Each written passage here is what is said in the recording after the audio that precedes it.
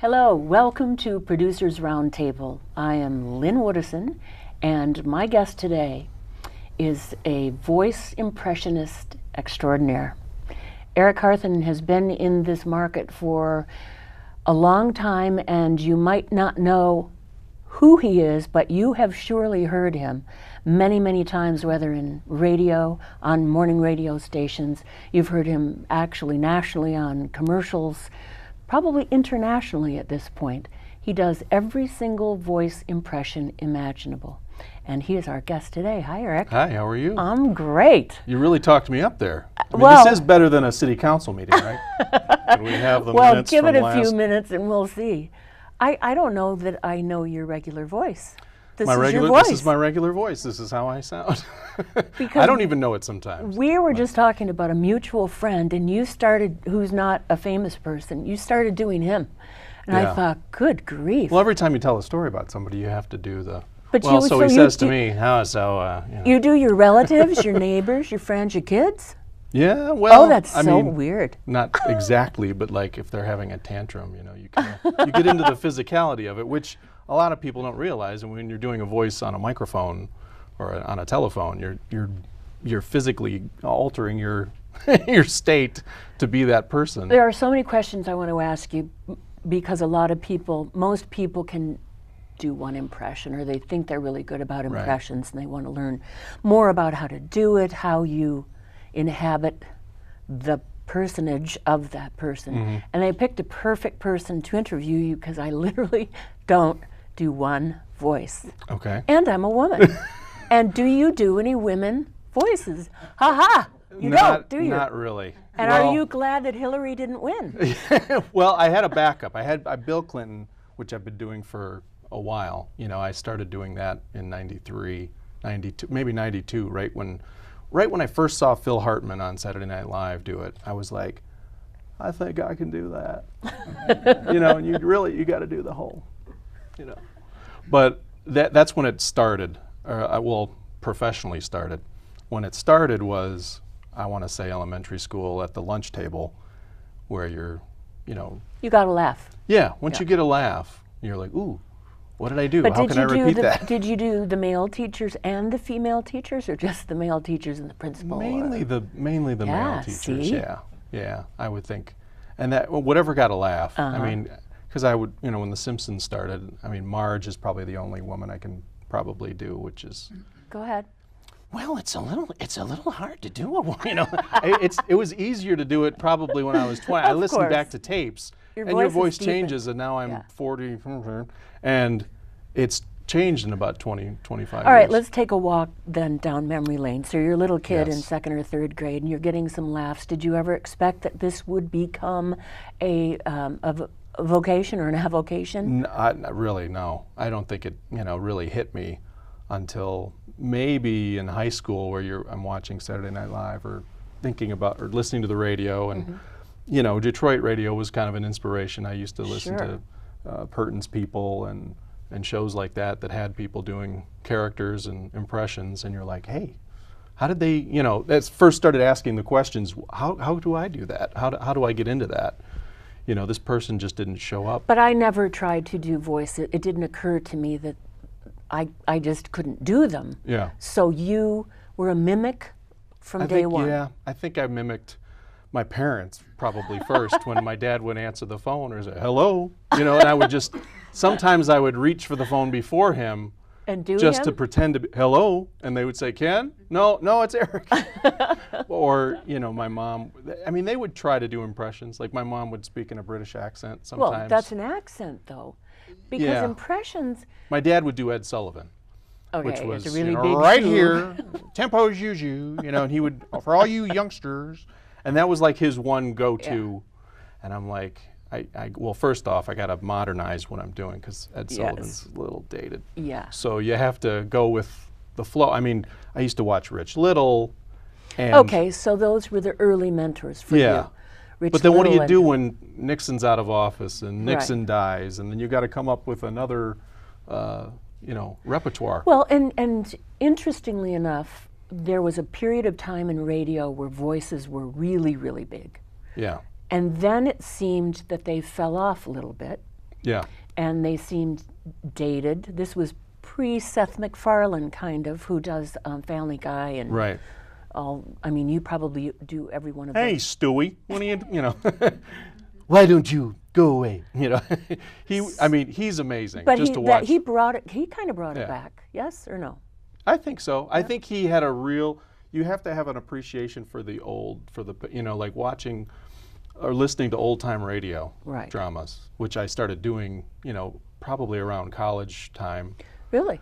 I think it was CKWW in Windsor would Okay. play When Radio Was or some Stan Freberg, and I would just get lost in those, and just like, the characters were Right. so good. Right. And that kind of sort of became a retro fun thing to.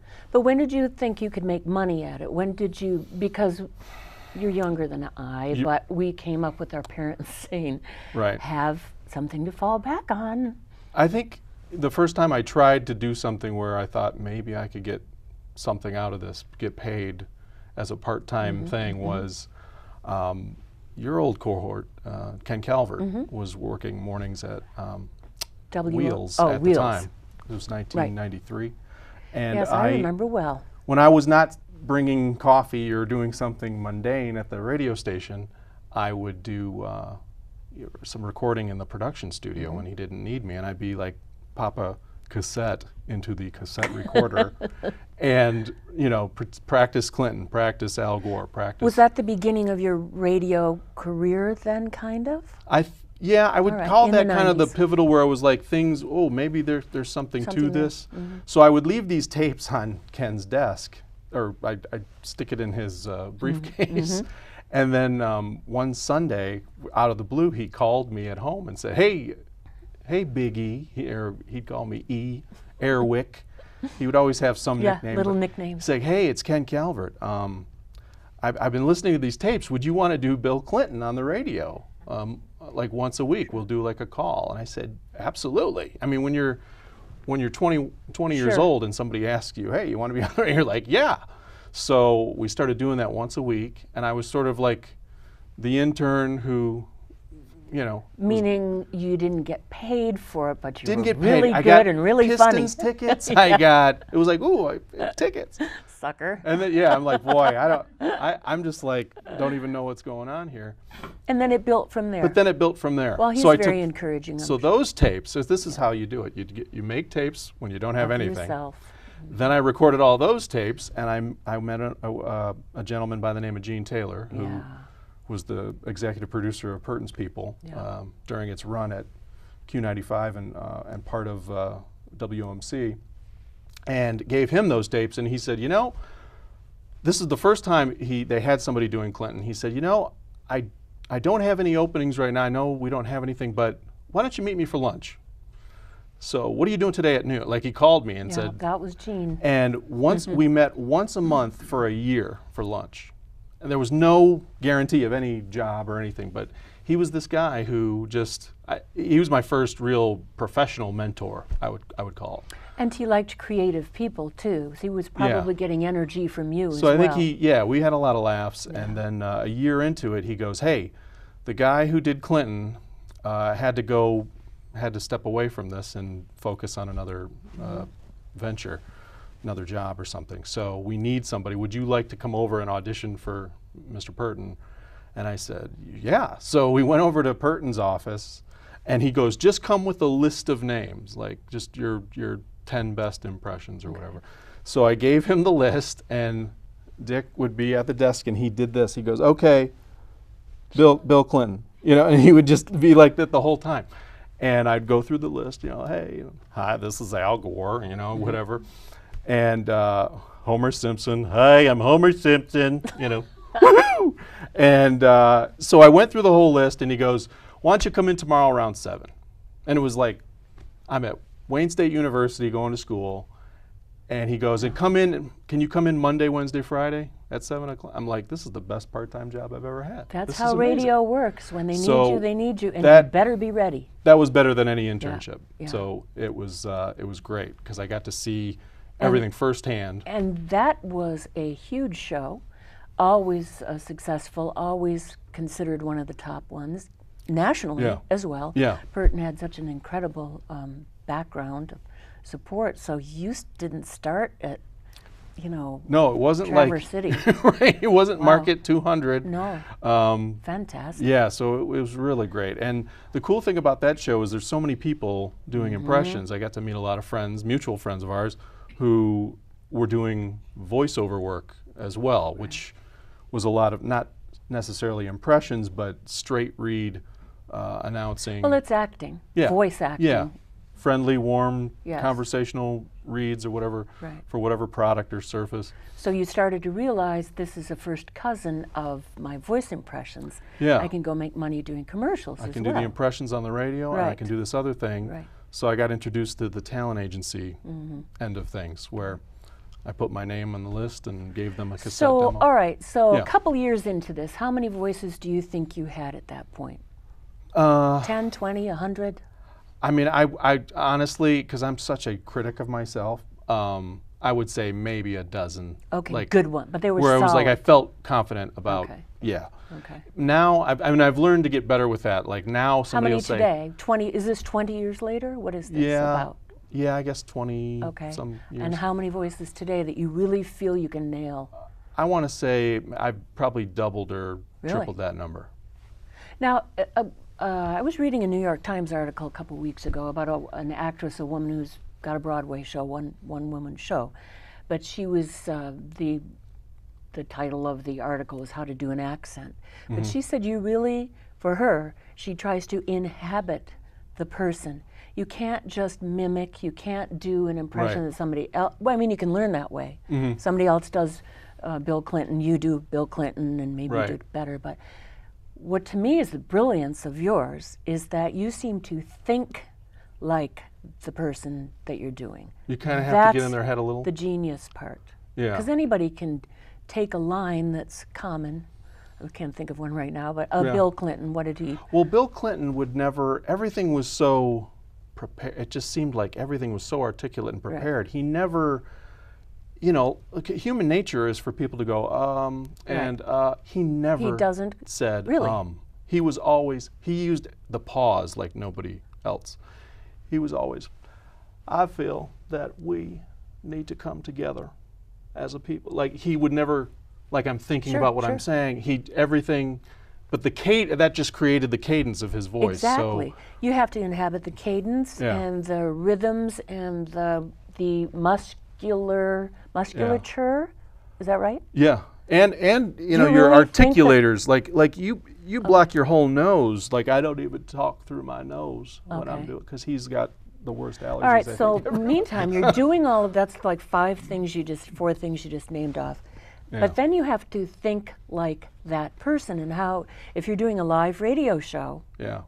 hopefully it's not so written that you don't have any Right. improv. So if you've got improv going on, you have to think how he would answer. Yeah. Well, depending on what he's talking about, like there's a little wink in his voice when he, goes. But if in that someone direction throws of- you some completely off the cuff comment, you are brilliant that you will answer in a very funny way, like Bill Clinton would answer. Right. That's the talent. Like if the woman on the show was asking me a question as Bill, I would turn that around and go, Exactly. what's your name? Yeah, Or something, exactly. just to have fun with it. Because, he's got to be the guy that probably does that.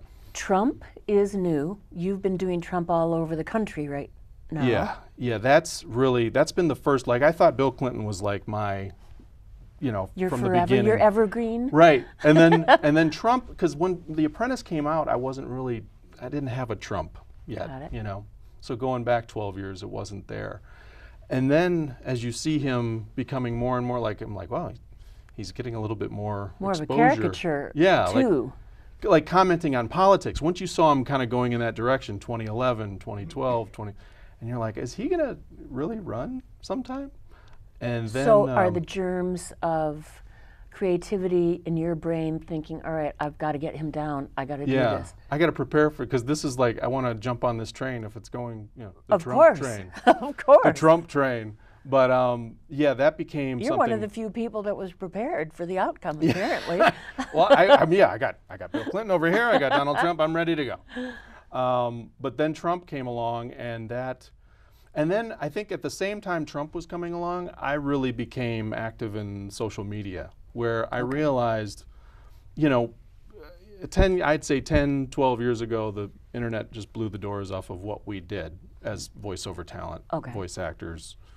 And you had to be a self-starter and you run your own business. Hustle. Yeah, because it is a business. Right. And you can't just rely on the agent to be the one who does your work for you. You have to search out work yourself. So you were creating YouTube? So I created a YouTube channel. Right. And once I started putting videos of me doing Donald Trump out there, and I started getting a few stations having me do calls and stuff, because I do radio calls all the time. And locally, you're on Mojo on 95.5. Mojo, and on occasion, Mitch Albom too on WJR. Of course, you worked with him for a long time, yeah? Yeah, yeah. I started with him. We were doing something called Clinton Karaoke, where I was actually singing songs as Bill Clinton. It was a stretch. It was like, we're going to the karaoke bar in Washington D.C. and oh look, there's Bill Clinton. Oh hey, I want to sing Mustang Sally, or whatever.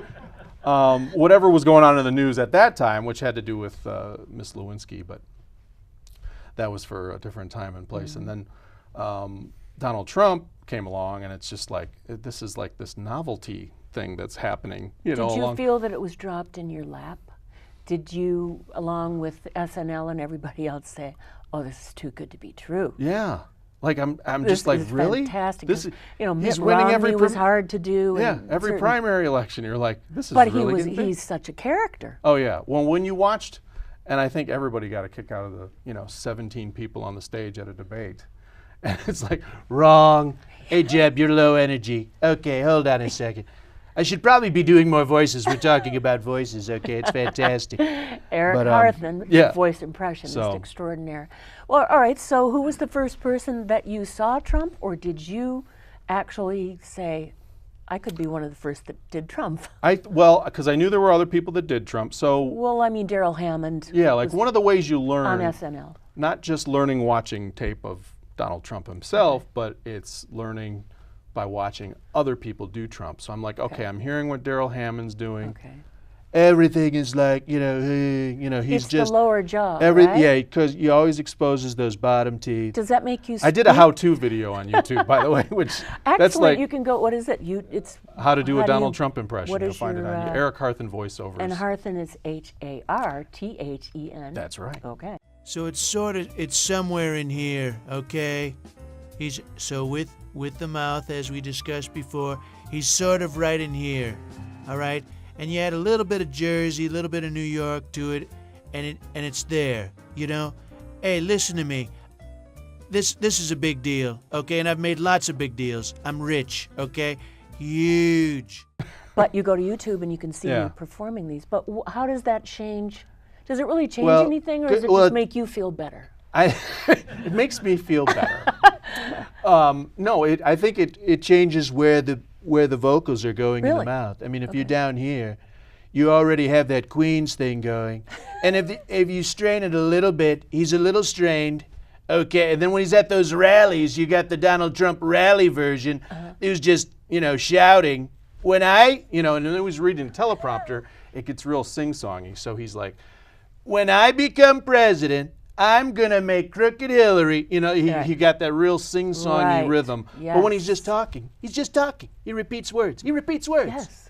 Big league, huge. There's all these different versions of a person. But you had to have sat there thinking, "This is so good. This guy, please let him win, because it's my almost life like is you gonna didn't have be to easy." write anything. You just repeated what he said the day before for the phone call. And you do, oddly enough, Mike Pence. I don't even know what he sounds like myself. So how hard could it be? Well, Mike Pence, Donald's down here. Everything's very guttural and down here. And Mike Pence is he's I gotta watch where my placement is. Nobody does him, though, do they? Mike Pence, he's a very good and decent man, Donald Trump, and I haven't done him for a few weeks, so I'm like, that's okay. I'm starting to lose it, but it's all kind of because he doesn't really open his mouth that much. He's from Indiana, and we're going to do the people's business when we get to Washington, and Did you watch tapes of him? How? Yeah. When you're started doing watching somebody tape. that I still, like, if I'm going to do a call, I almost don't for a trust radio my... station. Yeah. Yeah, okay. I won't trust my memory necessarily. I will go back to, like, I have YouTube favorites where I'm like, oh, bring up the pence. I want to get the pence down Right. if I got a call the next day. Or just listening to what Donald said the day before. Okay. I always, like, tape news or record the news. DVR everything, you know, because Okay, just so you got to know what's you've going on. made a study out of watching and listening Yeah. to these people and It's like, what inhabiting. questions are they going to ask me the next day? Well, we're going to talk about the transition team. So I got to think about all the, okay, I'm going to It's make, really you know, hard to do. it's, yeah, there's a lot to think people about. who think that it, you know, it's like any profession, so many people, no matter what the profession is, by the way, but they'll go, you know, I think I'd like Yeah. to do that. And you're like, well, you know, how do you get to Carnegie Hall? Practice. Yeah. It's like Malcolm Gladwell's edict about 10,000 hours of practice. You've My mom used to think something was wrong with me because, I mean, when you're in the room just watching footage and of repeating over and over. I mean, yeah, because in the day you're taping. I said taping earlier. Right. Taping C-SPAN, watching Bill Clinton at some function Over and over and over. and over. We're gonna do our dead level best. You know, you get these phrases in your head Right. because it's like that's just You his go to sleep go-to. at night and you're laying there and you're still hearing voices and practicing Right. in your head, and it's Yeah. pretty amazing. And then after that, you're winning. You're winning like nobody's business. We're going to continue to win. And you're going to be so sick of winning. Believe me. He always says, believe me. Do you? I don't think voices change too much. They do age. You get a particular bass in your voice or deepness, but Yeah. how long do you think you can ride this thing? Well, you got to figure out, okay, who's coming next, and what do I? We're all aging together. What? Yeah, my range is right now is Sure. pretty good. I was really nervous, to tell you the truth, before I really kind of got into Donald Trump. I was doing David Letterman because he was getting ready to wind down his show, and it was really a melancholy time in May of 2015, Right. I think it was, where it was like, this is it. David's going away. And not only did I do Dave, but I did Paul too. So. All right. So if Dave were sitting Hey there, kids, welcome to the program. My name is Dave. Oh, yeah, Dave, you're great. Oh, we're having a great time. Yeah. Hey Paul, dial it down a bit. So I would do, you know, when you can do a twosome on the phone, back and forth. I mean, that's something we do with Mitch, where he'll have me on his Trump, and then he'll have Bill Clinton there. you then are he'll have- commenting on you. Then he'll make. I do Dr. Ben Carson. Ben Carson. Now, Dr. Ben Carson is very. He doesn't really look at the camera that much. He's very squinty, and he's very low energy. But you thought that was a good person to try and. Ben, I love you because he's such a counter to Donald, so over the okay, top. Right. Look, Ben, I'm going to make you the Surgeon General, okay? Because you're a brain surgeon, so that goes together. No, you know what? Maybe not. I'm going to make you Housing and Urban Development. I have really no experience in either. So That's crazy. so it's a lot of watching. There must be days when you. How do you unplug? How do you turn it off? I think because I work from home. So I used to work at radio stations, Yeah. and then I started my own business. You have a home studio. So I have a home studio in the basement. I All built right. like, How long have you had that? Because that's That- important for a lot of people who want to work in Yeah. the business today. that was I want to say that was probably a 3-month project where we framed it up. I did like double 5/8 drywall, lots of heavy insulation. I didn't want to hear my kids Right, outside. right. If they were playing in the basement, I have 2 solid core doors like leading to the studio. It's really kind of, it's like my panic room or something. But it really does the job because you need that quiet. And I drywalled over the basement windows so I wouldn't see, I don't want to hear the leaf blower. I don't want to hear the snow blower. And it really has like been my dream to have a really solid, quiet space. Because it didn't Because used when to you be rent, like that. you know, when you rent an apartment, Right. you can only do so much because Right. you can't mess with the walls and everything. You gotta. I don't have Be a home creative. studio, and I was in a closet today with the down comforter over my head, trying Yeah. to deaden some And sound. and I'm telling you, With my people. Shure mic on my iPhone. I had a voice coach when I lived in Los Angeles. I lived there for 7 years, and a voice coach of mine, he would do auditions from his garage. Yeah. He didn't have a studio, and he'd go, "Oh, do you mind if I?" And he puts on this Yeah. heavy wool blanket, and I'm like, blanket. "This guy makes." He I don't know if you guys remember Teenage Mutant Ninja Turtles. Mm-hmm. He was the voice of Krang. Yeah, well, that crazy, with like disembodied. Yeah, so he did all these animated characters, and he's made all this money, and he lives in the Hollywood Hills, and he's got this A wool stupid blanket over his head. from Costco. So, yeah. Yeah. So, I mean, when it's bare bones will work when Sure. you need it. So, I have heard you, or I heard you talking to Hillary Clinton. Poor thing, she had to do all the morning radio yeah, shows and I felt put up. really bad. But she guffawed. She Yeah. was a good sport and laughed at your Bill Clinton impression. Yeah. You talked to her as if it As were Bill her. Clinton, and it's like, Were how do you do that? freaking And out? I was, because Oh, I'm like, I would have been so my nervous. goal is I want to make her laugh, right? You want to be kind. You can't be the Bill Clinton that everybody No, talks but about. you can't be rude. Especially to his I mean, I wife. guess you could be rude, but it doesn't serve you well. Yeah. Hello, who is this? Mojo, it's Bill Clinton. Hey, honey, let me just say, I've been working really hard for you, stumping here, and I've been looking at the polls on 8 Mile, and Detroit loves you. You got nothing to worry about. You got this. Oh, my gosh, that is so funny. So I tried to come up with some things where I did a Bernie Sanders. It was during great. Everybody deserves their fair share of health care, but not for too much longer. If Donald Trump has something to say about it. So I came on as This Bill was on Clinton. Mojo in the morning Yeah. on 95.5. And I said, hey, honey, I've been converting some Bernie Sanders supporters. And they, She burst out laughing. and yeah, It was pretty cute. she really was, like, it seemed like was she a really good had sport. fun. Like there was like, the first laugh was, oh, isn't that Well, cute? imagine what she might then- think is coming, too. Yeah. It's not like I think she's hasn't- kind of like, eh, Well, and her yeah. handlers are, eh. Uh-huh. And then you say something that's, hey, that wasn't so bad. That was like friendly fire. But what and are you then- doing inside internally? Are you panicking, or are you saying, I got this? Or Well, I'm talking to, the former First Lady and Secretary of State, so you're like this. But are you really Bill Clinton in your head? Are yeah, you transported? Yeah, I'm honey, I just, So you're- like I well, said, yeah, honey. I yeah. called her honey. But I can say that because I'm Bill Clinton. That's so what you can hide. It's not Eric calling her honey. Right. So that was the fun moment where it's like I'm disembodied here. I'm doing Bill Clinton, and at the very end of the call, I said, "Here's how I'm going to wrap it up. I'm going to introduce Donald Trump." So I said, "Honey, I got somebody here who wants to say hi." Okay. Hello, Hillary. It's Donald Trump calling.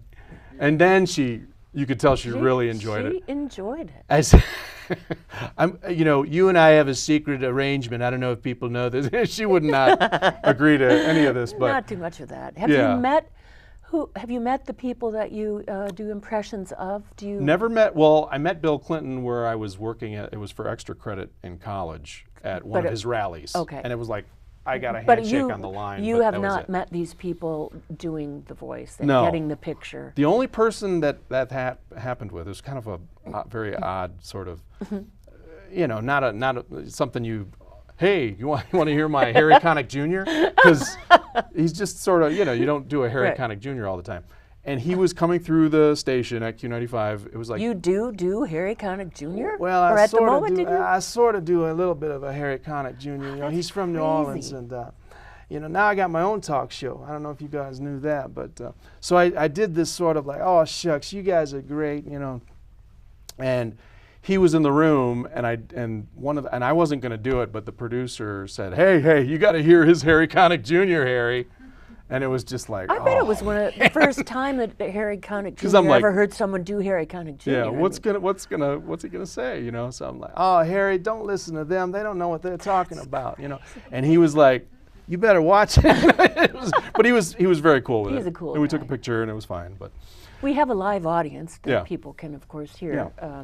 listening to this. But I know people are desperate to ask some questions of you, and I bet there are people out there that want Yeah. to become voice impressionists. So because it's what your mom wants you to do when you grow up. Hey, live in the basement. Are you sure this is secure? So Are you- you've got a microphone out there, and you want to identify yourself, or you don't have to either, and ask Eric a question. Well, there he goes again. See, everybody's for you. got There you one. go again. Yeah, question I have is all of the imitations that you've done. Yeah. What type of responses do you get back? Any particular one kind of strikes your mind? Well, one thing I learned, especially with the Purton show, is if the material's not good, you're not going to get, especially from if Dick true. Purton's not laughing, nobody's laughing. So it was that kind of situation where if the jokes weren't strong, you could say whatever. Or sometimes if the jokes weren't strong and it's how you recover out of that can be the funniest That's thing. the brilliance, the improv. Yeah. Sometimes when it doesn't go right, that's the best. I've had that happen live on the air where I did a Pope Francis impression for the and I was like, I was talking like Pope Francis. I don't even know if he talks like this, but hello, because I know he's an Italian that lived in Argentina, and he has this whole thing where he talks like. So it just became this kind of voice, and I was rapping this song. I think we were talking. It was like a political parody, and the Pope is rapping, and the sound that they were giving me in the phone was really low, so I was having trouble keeping the beat. And I'm reading these lyrics, and it's a call in Los Angeles, and I'm losing the tempo, and I'm like, I don't know what's this earpiece is not good, And so when it came off the rails, that was when it was the funniest. So yeah, the response it can be mixed, but if the jokes are good, yeah, people will usually laugh. Yes. Hello. I was just wondering if you were to be given an opportunity to have a certain make an impersonation of a certain person, but it was a person that was too easy to impersonate, or something was a little bit too popular. Is that something that you would want to avoid a little bit more, or are you open to doing Like, oh, everybody does that voice kind of thing. everybody wants to do a Sean Connery or something? Right. Which I've attempted to do. He's on his, I don't know if is he still around? Yeah, he's still around. Still alive and kicking. Yeah, I don't know. Like I do an Arnold Schwarzenegger, and I know that's something that everybody, everybody does that. But I really try to do the, when I listen to the voice and I do the literal interpretation of, all of these things. You do it better. I try to make it to sound exactly like, what you would hear him talk like, and all of that. Yes, hello, it's Arnold Schwarzenegger, and I would like to officially withdraw my support of Donald Trump with the election and the presidency and all of this. His words about grabbing the woman and things of this nature are not acceptable. Next thing you know, we'll find out that he also had a baby out of wedlock with the maid. This might be an unusual question, but I find when I do voices occasionally, and I find that there are certain syllables that come more naturally to me, and are there any syllables that you have to work on more, and are there syllables that in like most voices you can pretty much pick up on, like an R or like in whatever voice, or if you have to lose a certain way, like somebody's vowels are off, or it's an accent where you have to do on purpose, talk like, remove how you would normally say that and add the accent. That's the hardest part, I think.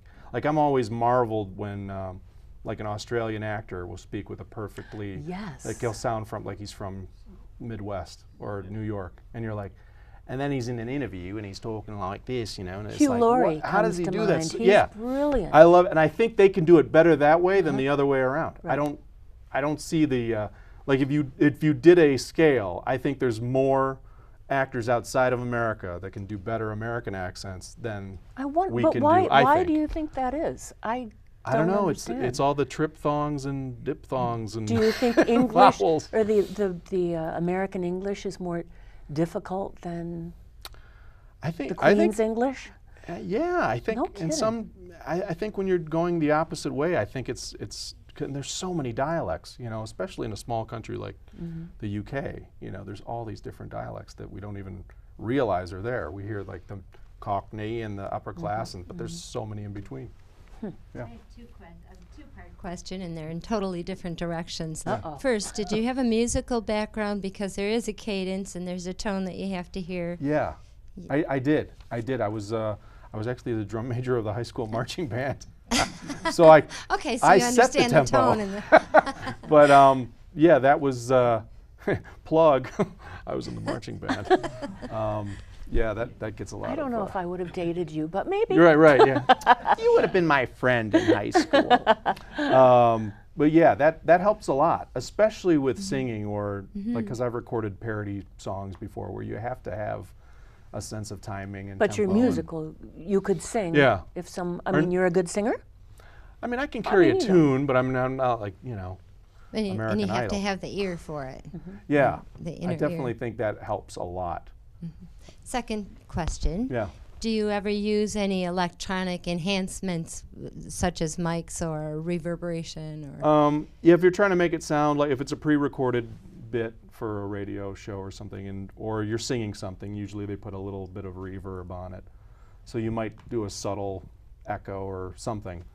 Or if it's on the phone, or you filter it like it, you know, you want to make it sound like it's on the phone and it's not. Yeah.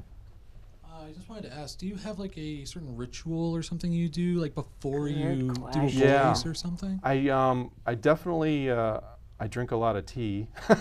I drink a lot of it's throat coat.